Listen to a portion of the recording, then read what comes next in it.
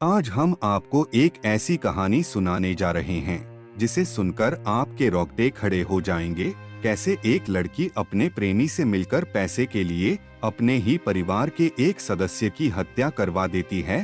कहानी शुरू करने से पहले आप हमारे चैनल को सब्सक्राइब कर लें ताकि हम आप तक नई नई कहानी पहुंचा सके। कमला की बेचैनी बढ़ती जा रही थी। वह किसी भी हाल में जगदीश से जुदा नहीं होना चाहती थी। यही वजह थी कि जगदीश को पाने के लिए वह किसी भी हद तक जाने को तैयार थी। फिर एक दिन शाम के यही कोई 5 बजे अचानक कमला जोर से चिल्लाई तो उसकी चीख सुनकर चचेरी भाभी रश्मि ही नहीं, आस पड़ोस वाले भी उसके पास आ गए थे। उसके पास आने वालों को उससे यह नहीं पूछना पड़ा था कि वह चिल्लाई क्यों थी, क्योंकि वह जिस कमरे में खड़ी थी सामने ही पलंग पर 55 वर्षीय सुनीता की लाश पड़ी थी। उनके दोनों हाथ बंधे थे और मुंह में कपड़ा ठुंसा था। कमरे की अलमारी का सामान बिखरा हुआ था। स्थिति देखकर ही लोग समझ गए कि यह लूट के लिए हत्या का मामला है। सभी हैरान थे कि दिनदहाड़े घर में अन्य लोगों के होते हुए यह सब कैसे हो गया और किसी को पता तक नहीं चला। किसी ने मृतका सुनीता के पति राजकुमार गुप्ता को फोन करके इस घटना के बारे में बता दिया था। आते ही राजकुमार गुप्ता पड़ोसियों की मदद से पत्नी सुनीता को इस उम्मीद से मोहल्ले के ही शांति मिशन हॉस्पिटल ले गए कि शायद उनमें अभी जान शेष हो, लेकिन अस्पताल के डॉक्टरों ने उन्हें मृत घोषित कर दिया। घटना की सूचना पुलिस को भी दे दी गई थी, लेकिन घंटा भर गुजर जाने के बाद भी पुलिस घटनास्थल पर नहीं पहुंची। मजबूरन राजकुमार गुप्ता को थाना नौबस्ता जाकर हत्या और लूट की जानकारी देनी पड़ी। इसके बाद थाना प्रभारी आलोक यादव अधिकारियों को घटना की सूचना देकर पुलिस टीम के साथ घटनास्थल पर जा पहुंचे। उनके पहुंचने के थोड़ी देर बाद ही एसएसपी यशस्वी यादव तथा अन्य अधिकारी भी घटनास्थल पर पहुंच गए। मामला पेचीदा और रहस्यमय लग रहा था, इसलिए सबूत जुटाने के लिए फॉरेंसिक टीम को भी बुला लिया गया था। फॉरेंसिक टीम ने अपना काम कर लिया तो अधिकारियों ने कमरे में जाकर लाश का निरीक्षण शुरू किया। कमरे में रखी लोहे की अलमारी खुली पड़ी थी। उसमें रखे गहनों के डिब्बे और सामान इधर-उधर बिखरा पड़ा था। गहने और अलमारी में रखी रकम गायब थी। घटनास्थल और शव का निरीक्षण करने के बाद पुलिस ने पंचनामा तैयार कर शव को पोस्टमार्टम के लिए भिजवा दिया। इसके बाद पूछताछ शुरू हुई। पुलिस को जब पता चला कि घटना के समय मकान के पीछे वाले कमरे में मृतका की बहू रश्मि और भतीजी कमला लैपटॉप पर शादी की वीडियो देख रही थीं, तो यह बात पुलिस के गले नहीं उतरी, क्योंकि आगे वाले कमरे में लूट और हत्या हो गई और पीछे के कमरे में मौजूद इन दोनों महिलाओं को इसकी भनक तक नहीं लगी थी। पुलिस ने दोनों से काफी पूछताछ की। इसकी एक वजह यह भी थी कि बहू अभी नवविवाहिता थी। पुलिस को शक था कि कहीं उसी ने अपने किसी प्रेमी से ऐसा न कराया हो।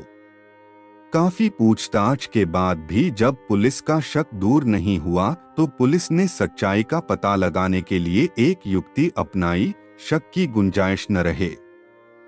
इसके लिए पुलिस अधिकारियों ने फॉरेंसिक टीम की मदद से लूट और हत्या का नाटक करने का विचार किया। नाटक करके पुलिस ने यह जानने की कोशिश की कि घटना के समय मृतका सुनीता बाहर वाले कमरे में चिल्लाई होगी तो उनकी चीख या आवाज पीछे के कमरे में बैठी रश्मि और को सुनाई दी होगी या नहीं। कई बार पुलिस ने लूट और हत्या का नाटक करके देखा, सचमुच आगे वाले कमरे की आवाजें पीछे वाले कमरे में नहीं पहुंच रही थीं। इससे पुलिस को लगा कि इस मामले में मृतका की नवविवाहिता बहू रश्मि का कोई दोष नहीं है, लेकिन भतीजी जिस तरह घबराई हुई थी और नजरें चुरा रही थी, उससे वह पुलिस की नजरों में चढ़ गई। पुलिस का ध्यान उस पर जम गया। शक के आधार पर पुलिस ने उसका लैपटॉप और मोबाइल कब्जे में ले लिया। पुलिस ने थाने आकर राजकुमार गुप्ता द्वारा दी गई तहरीर के आधार पर उनके घर हुई लूट और पत्नी सुनीता की हत्या का मुकदमा अज्ञात लोगों के खिलाफ दर्ज करके जांच शुरू कर दी। राजकुमार गुप्ता दो भाई हैं। बड़े भाई रामप्रसाद कानपुर के ही थाना विधनु के मोहल्ला न्यू आजादनगर में रहते हैं। उनकी परचून की दुकान है। उनके परिवार में पत्नी के अलावा बेटी और बेटा मनीष है, जबकि राजकुमार अपने परिवार के साथ कानपुर के थाना नौबस्ता के मोहल्ला पशुपतिनगर में रहते हैं। उनके परिवार में पत्नी सुनीता और एक बेटा तथा एक बेटी थी। बेटी की शादी उन्होंने पहले ही कर दी थी। अब वह एक बेटे की मां है। राजकुमार का तंबाकू का बिजनेस है। सब कुछ ठीक ठाक चल रहा था, लेकिन 2 से 3 महीने से न जाने कौन राजकुमार को परेशान कर रहा था। बार बार फोन करके वह उनसे मोटी रकम की मांग कर रहा था। 5 दिसंबर को उनके एकलौते बेटे हिमांशु की शादी थी। हिमांशु राजकुमार का एकलौता बेटा था। उनके पास किसी चीज की कमी नहीं थी, इसलिए वह बेटे की शादी खूब धूमधाम से करना चाहते थे। शादी की तारीख नजदीक आते ही राजकुमार के नजदीकी रिश्तेदार आने लगे थे। उनकी बेटी शिवांगी भी अपने 1.5 वर्षीय बेटे शुभम के साथ भाई की शादी में शामिल होने के लिए आ गई थी। 3 दिसंबर की शाम 6 बजे अचानक शिवांगी का बेटा शुभम घर के बाहर से गायब हो गया। बच्चे के इस तरह गायब होने से घर में हड़कंप मच गया। क्या किया जाए? लोग इस बात पर विचार कर ही रहे थे कि राजकुमार के मोबाइल फोन पर किसी ने शुभम के अपहरण की बात कहकर 15 लाख रुपए की फिरौती मांगी। शुभम के अपहरण की बात सुनकर घर में रोना पीटना मच गया। अपहर्ता ने राजकुमार गुप्ता को पुलिस में न जाने की हिदायत दी थी, लेकिन कुछ लोगों के कहने पर वह अपने रिश्तेदारों के साथ थाना नौबस्ता जा पहुंचे। उन्होंने थाना प्रभारी को वह मोबाइल नंबर जिससे फिरौती के लिए फोन आया था देकर बच्चे को अपहर्ताओं से मुक्त कराने की गुजारिश करने लगे। वे लोग पुलिस से बच्चे को मुक्त कराने की गुजारिश कर ही रहे थे कि तभी उन्हें घर से फोन करके बताया गया कि एक आदमी बच्चे को मोटरसाइकिल से घर के सामने छोड़ गया है। बच्चा सकुशल मिल गया तो थाना नौबस्ता पुलिस ने इस मामले में कोई कार्रवाई नहीं की, जबकि उसे उस मोबाइल नंबर के बारे में पता करना चाहिए था। बहरहाल भले ही बच्चा वापस आ गया था, लेकिन राजकुमार और उसके घर वाले इस घटना से परेशान थे। 5 दिसंबर को राजकुमार के बेटे हिमांशु की शादी थी। शादी से एक दिन पहले किसी ने राजकुमार गुप्ता को फोन करके कहा कि वह 15 लाख रुपए की व्यवस्था करके बताए गए स्थान पर पहुंचा दें, वरना शादी से पहले उनके बेटे हिमांशु की हत्या कर दी जाएगी। एकलौते बेटे के साथ कहीं कुछ अनहोनी न घट जाए, इसके मद्देनजर राजकुमार गुप्ता ने एक बार फिर थाना नौबस्ता जाकर पुलिस को 15 लाख की अवैध वसूली वाले फोन के बारे में बताया, लेकिन थाना नौबस्ता पुलिस ने राजकुमार की न तो रिपोर्ट दर्ज की और न उनके द्वारा बताए फोन नंबरों के बारे में कोई जांच की। 6 दिसंबर को हिमांशु का विवाह ठीक ठाक संपन्न हो गया और बहू घर आ गई। खुशी के माहौल में राजकुमार गुप्ता पूर्व की घटनाओं को भूलकर अपने कामकाज में लग गए। रोज की तरह 4 जनवरी को भी राजकुमार गुप्ता अपनी दुकान पर चले गए। घर में पत्नी सुनीता और बहू रश्मि रह गईं। मकान के पीछे वाले एक कमरे में राजकुमार की विधवा भाभी जगत दुलारी अपने बेटे सत्यम के साथ रहती थीं। 1 बजे के करीब भाई रामप्रसाद की बेटी कमला आ गई। आगे वाले कमरे में सुनीता आराम कर रही थी। वह हिमांशु की पत्नी रश्मि के पास चली गई। वहां वह लैपटॉप पर उसकी शादी की वीडियो देखने लगी। 5 बजे के आसपास कमला अपने घर जाने के लिए जब बाहर वाले कमरे से होकर गुजर रही थी तो अपनी चाची सुनीता को बेड पर घायल पड़ी देख चीख पड़ी। उसी की चीख से इस घटना के बारे में पता चला।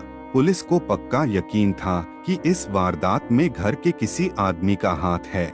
ऐसे में पुलिस की निगाह बार बार कमला पर जाकर टिक रही थी, लेकिन बिना सबूत के उस पर हाथ नहीं डाला जा सकता था, इसलिए पुलिस सबूत जुटाने लगी। मामला गंभीर था, इसलिए एसएसपी यशस्वी यादव ने इस मामले के लिए 4 टीमें बनाई। मोबाइल फोन अपराधियों तक पहुंचने में काफी मददगार साबित होता है। इसलिए पुलिस की इन टीमों ने मोबाइल फोन के जरिए हत्यारों तक पहुंचने की योजना बनाई।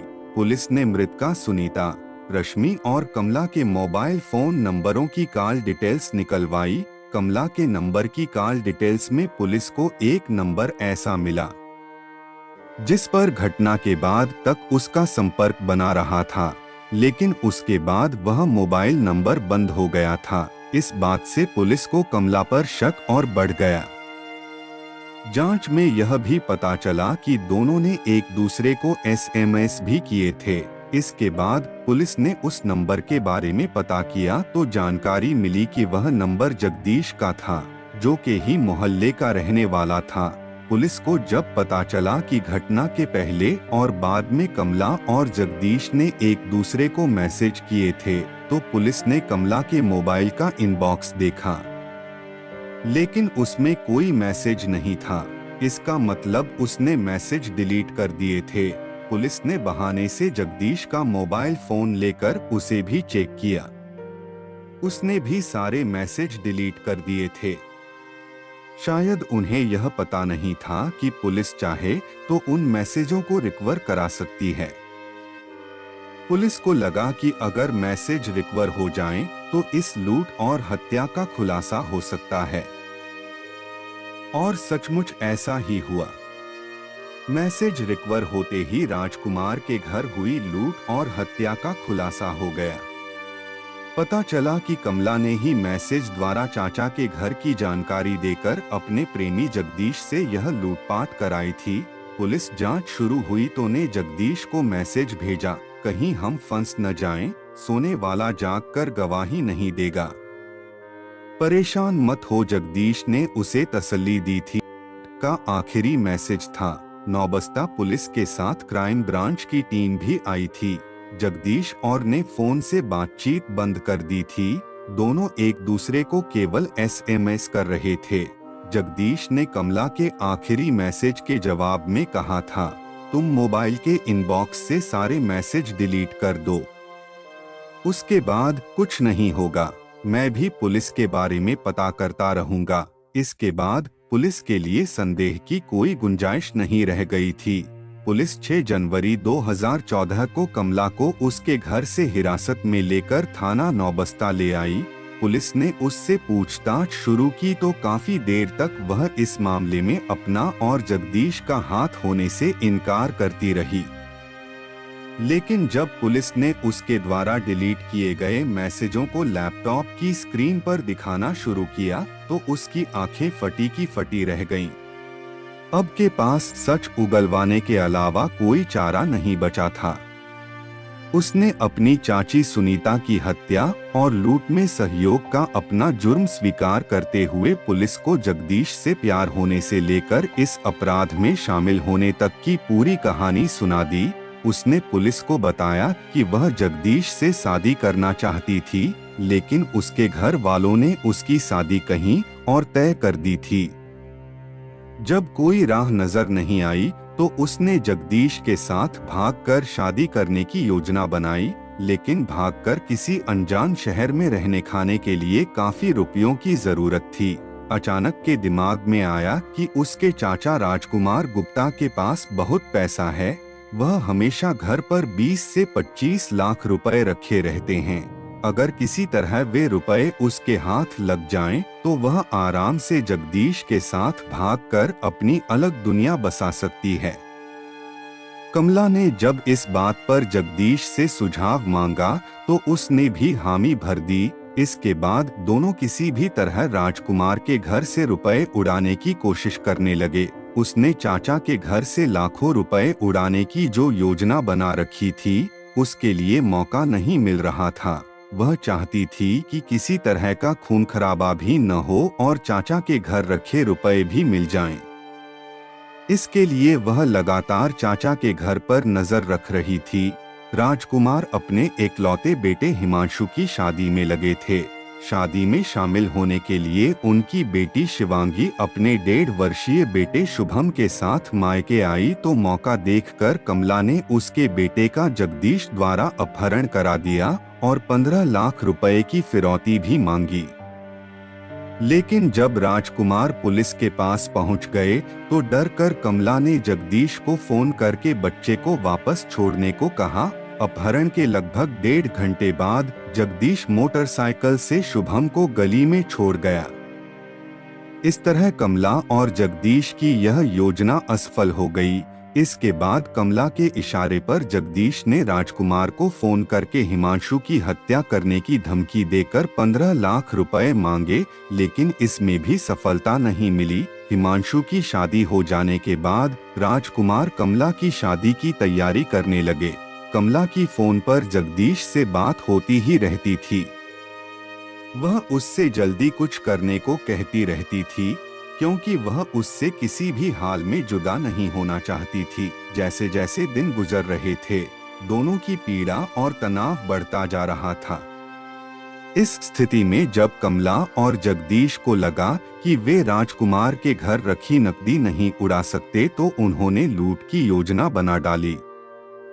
उसी योजना के मुताबिक उस दिन अपना लैपटॉप लेकर दोपहर 1 बजे अपने चाचा राजकुमार के घर जा पहुंची। उसने अंदर वाले कमरे में हिमांशु की पत्नी रश्मि को उसके विवाह की वीडियो दिखाने के बहाने उलझा लिया, तो जगदीश ने मैसेज भेजकर उसे बता दिया कि वह घर के बाहर आ गया है। मैसेज देखकर ने लैपटॉप की आवाज तेज कर दी। जब काम हो जाने का जगदीश का मैसेज आया तो कमला 5 बजे के आसपास अपने घर जाने के लिए चाची वाले कमरे से निकली। वहां उनकी लाश देखकर वह चीख पड़ी। उस पर किसी को शक न हो, इसलिए उसने दौड़ दौड़ कर यह बात सभी को बताई। कमला से पूछताछ के बाद पुलिस ने उसके प्रेमी जगदीश को गिरफ्तार कर लिया। पूछताछ में जगदीश ने बताया कि उसने यह लूट और हत्या अपने दोस्त विवेक और मनोज के साथ मिलकर की थी। जगदीश ने पुलिस को बताया था कि वह सिर्फ लूट के लिए आया था। इसके लिए उसने पहले विवेक और मनोज को भेजा था। दोनों ने अंदर जाते ही धक्का मारकर सुनीता को गिरा दिया और उनके मुंह में कपड़ा ठूंस दिया, जिससे वह चिल्ला न सके। उनके हाथों को बांधकर उन्होंने उन्हें वैसे ही छोड़ दिया। लेकिन उन्होंने उसे देख लिया तो अपने बचाव के लिए उसे सुनीता की हत्या करनी पड़ी। क्योंकि वह उसे पहचानती थी, उसने उनके मुंह पर तकिया रखकर उन्हें मार दिया था। पुलिस ने तुरंत विवेक और मनोज के घर छापा मारा और उन्हें गिरफ्तार करके जेल भेज दिया।